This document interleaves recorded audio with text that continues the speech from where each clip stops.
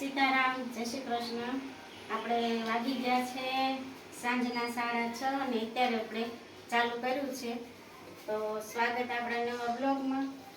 અને પછી બજારમાં ગયા હતા, થોડી ઝીણી મોટી વસ્તુ લાવવાની હતી. તો આપણે આ નવું તેલ લાવ્યા છે ટ્રાય કરવા માથામાં.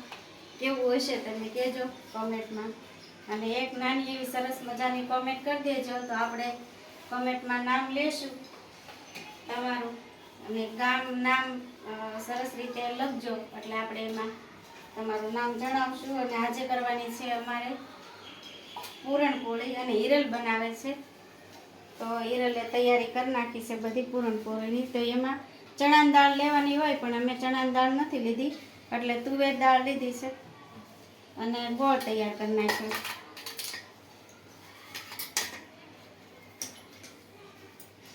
તો આને વોશ કરીને પછી બાફી નાખીએ. કેમ? તો હવે દાળ પહેલાં વોશ કરી નાખું, ધોઈ નાખું. અને આ લોટ ઘીનું મણ દઈને રાખ્યો છે. આમાં ઘીનું મણ દેવાનું. બીજો કયો લોટ નાખ્યો છે? અને ઘઉંનો લોટ લીધો છે આપણે. અને હવે હું દાળ બાફવા મૂકી દઉં. તો આપણે એની તૈયારી કરી નાખી છે અને દાળ બફાઈ ગઈ છે. પછી આમાં એલચી ખાંડવાની તૈયારી કરી નાખી. એલચી નાખવાની, પણ અમારે હિરેન ઓછી ખાય છે, એટલે એનું પાછું અલગ કરવું પડશે. તો હવે દાળ બફાઈ ગઈ મારી. કરશે તો હિરલ જ તેઓ.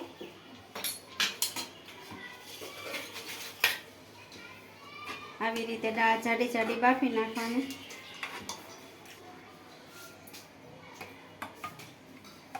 તો પૂરણપોળી ખાવા બધા આવી જાજો. તો બનાવી જ નથી, ઘણા સમય થઈ ગયો છે. આજે બને જ પાછી. તો હાલો બધા પૂરણપોળી ખાવા.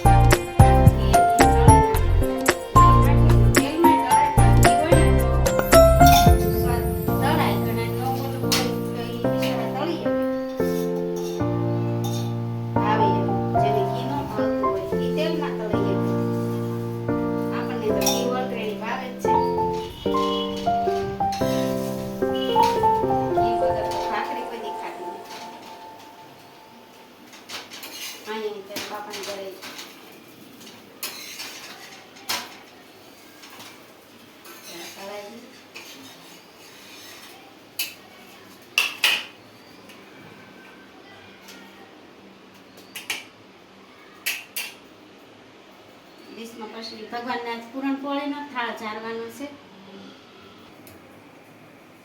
તો તો જો અમારે પૂરણપોળી તૈયાર થઈ ગઈ. હવે ભગવાનને થાળ ચારી દેવા છે પૂરણપોળીનો.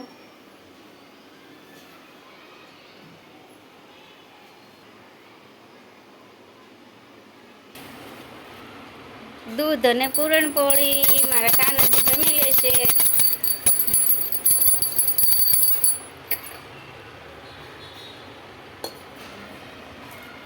અત્યારે સાંજ વખતે તુલસીનું પાન ન તોડાય એટલે નથી તોડ્યું.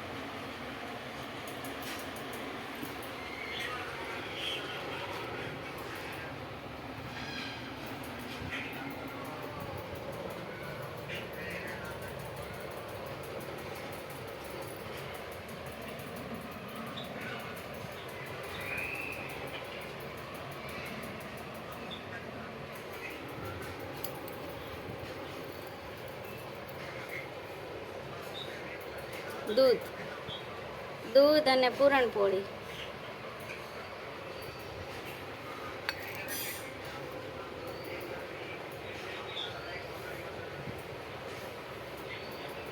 પાણી.